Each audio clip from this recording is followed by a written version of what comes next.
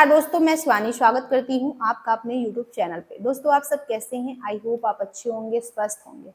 आज की जो हमारी वीडियो है, वीडियो हिंदुस्तान स्पेशल से, तो स्टार्ट करते हैं वीडियो और मिलते हैं वीडियो के एंड में। बट वीडियो स्टार्ट करने से पहले मेरी आप सभी दोस्तों से रिक्वेस्ट है, प्लीज वीडियो को लाइक और चैनल पे नए चैनल को सब्सक्राइब नहीं किया है तो वीडियो को लाइक और चैनल को सब्सक्राइब करना ना भूलें। तो स्टार्ट करते हैं video. Osama bin Laden was in Pakistan and he was killed on your territory.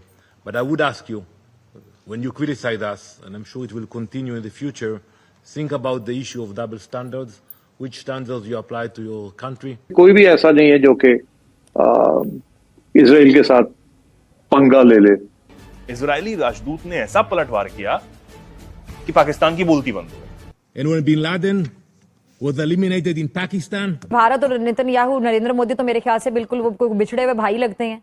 Israeli राजदूत की तरफ से ये कहा गया कि जब पाकिस्तान में बिन लादेन का सफाया हुआ तो सवाल नहीं पूछा गया कि विदेशी धरती पर आतंकियों को क्यों निशाना बनाया गया। सवाल यह था कि आतंकियों को पनाह क्यों दी गई। कंडेम करेंगे, रोना धोना करेंगे, मीटिंग्स करेंगे, मगर इसके अलावा कोई काउंटर एक्शन तो नहीं ले सकते ना। 9/11 हमलों के 24 साल मुकम्मल होने के बाद उसमें तो उन्होंने गो के दो मरतबा पाकिस्तान का भी जिक्र किया। ओसामा बिन लादेन के लिए अगर अमेरिका पाकिस्तान के अंदर आ सकता है तो हम क्यों नहीं आ सकते कतर में? और ये ना सोचे कि मेरी बारी नहीं आएगी, मैं अंदर से मिला हुआ हूँ, सबकी बारी आनी है इनमें से। नेतन्याहू ने कहा कि जहां भी उन्हें पता लगा, उनके एक वीडियो बड़ा वायरल है, वीडियो क्लिप, जिसमें वो कह रहे हैं कि जी हम हर जगह पे अटैक करेंगे जहां हमें लगा कि हमास के लोग हैं। होना वाना कुछ नहीं, जाहिर है इसराइल से नहीं लड़ सकते ये। और इस सिलसिले में पाकिस्तान किरदार अदा कर सकता है। पाकिस्तान कोई खास किरदार नहीं अदा कर सकता। और ये तब कहा जाता है जब आपकी टांगें खौफ से कांप रही हो। तुम्हारे इकट्ठे होते होते तक अगले ने तुम्हें ठोक के तुन के रख दिया। नेतन्याहू ने कहा कि जहां भी उन्हें पता लगा, उनके एक वीडियो बड़ा वायरल है, वीडियो क्लिप, जिसमें वो कह रहे हैं कि जी हम हर जगह पे अटैक करेंगे जहां हमें लगा कि हमास के लोग हैं। क्या इस तरह से अटैक करना सही है? क्योंकि उस अपने क्लिप में जो बात वो कर रहे हैं मीडिया से या जहां भी जिससे बात कर रहे हैं, उसमें उन्होंने ये भी कहा है कि वो 9/11 का जिक्र उन्होंने किया कि जिस तरह से ओसामा बिन लादेन को अमेरिका ने पाकिस्तान में हिट किया था, वही तरीके से वो जो है हमास के लोगों को हिट करेंगे। आपने जो सवाल उठाया है उसमें 3 एंगल है। पहली बात है, एक एंगल है कतार का, दूसरा एंगल है नेतन्याहू का कि दुनिया में कहीं पर भी वो कुछ भी करेंगे, और तीसरा एंगल है 9/11 का। पहले कतार हैंडल कर लेते। कतार के साथ अगर देखा जाए तो इजराइल के रिलेशन दिखने में ठीक है, नेगोशिएशन में बिल्कुल ठीक है, सपोर्ट है, सब कुछ है, लेकिन अपने आप में ऐसी कोई झप्पी पाने वाली बात नहीं है कि जी बिल्कुल ही अपना एक ही हो गए टाइप। और उसका रीजन बताता हूं।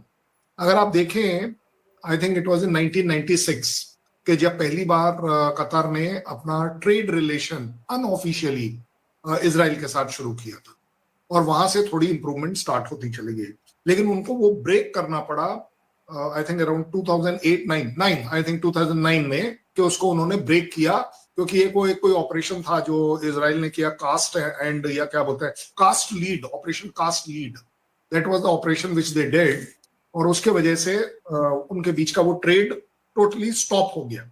फिर भी अगर एक मोटे तौर पर बात करना हो हमें, तो दो देशों के बीच में कैसे दिखता है कि रिलेशन ठीक है या नहीं। दोस्तों, एक बार फिर से पाकिस्तान की हो गई है भयंकर वाली बेइज्जती। 4 सेकंड में ऐसी बेइज्जती हुई पाकिस्तान की, ऐसी बेइज्जती हुई कि जिसका पूरी दुनिया मजाक उड़ा रही है। और ये बेइज्जती भारत की तरफ से नहीं हुई है, क्योंकि सही है दोस्तों, भारत तो हमेशा से यूएन में पाकिस्तान को बेइज्जत करता रहा है, जूता भिगो भिगो कर इनके मुंह पे मारता ही रहा है। लेकिन इस बार जो बेइज्जती हुई है, वो बेइज्जती हुई है इजराइल की तरफ से। इजराइल ने की है पाकिस्तान की बेइज्जती, क्योंकि पाकिस्तान आतंकवाद के मुद्दों को लेकर के अंतरराष्ट्रीय मंच पर हमेशा बेइज्जत होता रहा है। कि मेरे बीच में रिलेशन क्यों नहीं ठीक है? क्योंकि आपके लोग हमारे यहाँ विजिट नहीं करते, हमारे आपके यहाँ, ऑफिशियल लेवल की बात कर रहा हूँ, आपकी और मेरी बात नहीं कर रहा हूँ।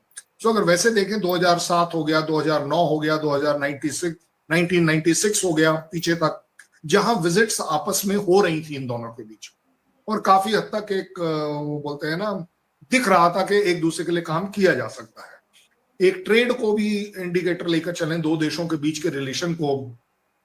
आई थिंक 2012-13 में भी इजराइल से कतार तकरीबन 5 लाख यूरोस का ट्रेड होता था, और कतार से इजराइल की तरफ जो ट्रेड हो रहा था रिटर्न ट्रेड जिसको बोलेंगे, वो तकरीबन 3.5 लाख करोड़ का वो कर रहे थे यूरोस के अंदर। सो बहुत बड़ा नहीं है, लेकिन एक अच्छा अमाउंट है। Yes, there is a trade. अब आगे बात के दोनों के बीच में रिलेशन कहाँ, कैसे, क्या है क्या नहीं। हिस्टोरिकली अगर आप देखें, कतार हमेशा हमास के साथ खड़ा था। इसका प्रूफ है हमारे पास कि चाहे आप मनी सपोर्ट, मॉनेटरी सपोर्ट बोल दीजिए, मॉरल सपोर्ट बोल लीजिए, डिप्लोमेटिक सपोर्ट बोल लीजिए, रेजिडेंशियल सपोर्ट, कि हमास के लीडर्स कतार में खुलेआम रहते थे अंडर काइंड ऑफ प्रोटेक्शन। और उससे भी बड़ी बात एक है, और क्योंकि फाइनेंसेस अपने आप में चीजों को मूव करते हैं, तकरीबन $13 मिलियन डॉलर नहीं, यूरोस का पेमेंट कतारीज करते थे हमास को लेबर के तौर पर, लेबर पेमेंट, कि आप गाजा में अपने आप को इस्टेब्लिश करिए।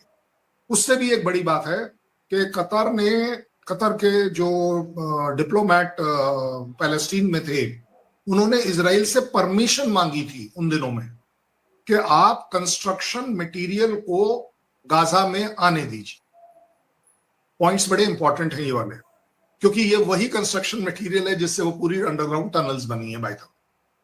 सो हालांकि वो बात जब परमिशन मांगी गई तो हमास ने बड़ा सीन क्रिएट किया वगैरह वगैरह। ज्यादा बड़ी बात यह है कि इजराइल को कतर क्यों पसंद आया।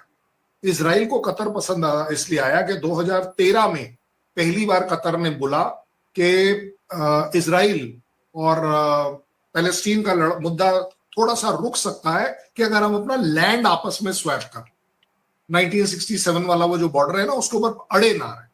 क्योंकि वहां पर इजराइल बोलता है मैं आगे, वो बोलता है मैं पीछे, वो आगे ये पीछे वो पीछे। वो बोला लैंड स्वैप कर लेते हैं, किधर पर आपको एडवांटेज है आप उधर का वाला ले लीजिए, जिधर दूसरे को एडवांटेज है वो दूसरे वाला ले लीजिए। मतलब एक स्वैपिंग से कुछ बॉर्डर पर रिलीफ आ जाए। और जो इजराइल को पसंद आई थी बात कि एक मुस्लिम ब्लॉक का कतार, जिसकी अच्छी खासी स्टैंडिंग भी है मुस्लिम ब्लॉक के अंदर, वो बोल रहा है। अब ये सारी बातें कतर का अगर दिल देखे ना, तो दिल किस में है? दिल उनका हमास में जरूर, मतलब they would not like to betray कि हम अपने मुस्लिम भाइयों को छोड़ दें। मतलब हम इसमें हिंदू मुस्लिम या कोई ज्यूज मुस्लिम की बातें नहीं कर रहे, लेकिन एज अ कतर वो अपने मुस्लिम ब्लॉक के साथ खड़ा जरूर है और जम के खड़ा है। दोस्तों, जो इजराइल के द्वारा कतर की राजधानी दोहा पर अटैक किया गया, उसकी यूएनएससी में निंदा की गई और पाकिस्तान के एक प्रतिनिधि ने वक्ता को बीच में बात करते हुए टोक दिया। तो पाकिस्तान की बेइज्जती तो निश्चित थी, क्योंकि 2012 से कतर हमास की राजनीति दफ्तर की मेजबानी कर रहा है और पाकिस्तान की जो एक गजब बेइज्जती हुई है, भयंकर बेइज्जती हुई ना, इसने पाकिस्तान को सोचने पर मजबूर कर दिया है कि खतरा सर पर मंडरा रहा है। और हाँ पाकिस्तानियों, पाकिस्तान से स्पेशल मैं यही कहना चाहूंगी कि न्यूक्लियर की धमकी मत देना, क्योंकि इजराइल को भी पता है कि तुम्हारे पास क्या है, भारत को भी पता है कि तुम्हारे पास क्या है। आज से नहीं पता है, 1999 से हमें पता है कि तुम्हारे पास क्या है, एटम बम। लेकिन फिर क्या हुआ? जब भी मौका मिला हमने तुम्हें कूटा भी और बर्बाद भी किया। तो हमारे तो पीएम ने भी साफ कह दिया है कि न्यूक्लियर की ब्लैकमेलिंग नहीं चलेगी। अगर आतंकवाद का सपोर्ट करोगे तो बेइज्जत भी किए जाओगे और कूटे भी जाओगे। बाकी आपकी क्या ओपिनियन है इस वीडियो पर, हमें कमेंट बॉक्स में जरूर शेयर करना, क्योंकि आपके कमेंट से हमें मोटिवेशन मिलता है और जो कुछ कमियां हो जाती है वीडियो में वो भी पता चलती है। मिलते हैं किसी अच्छे से टॉपिक के साथ, तब तक के लिए जय हिंद जय भारत।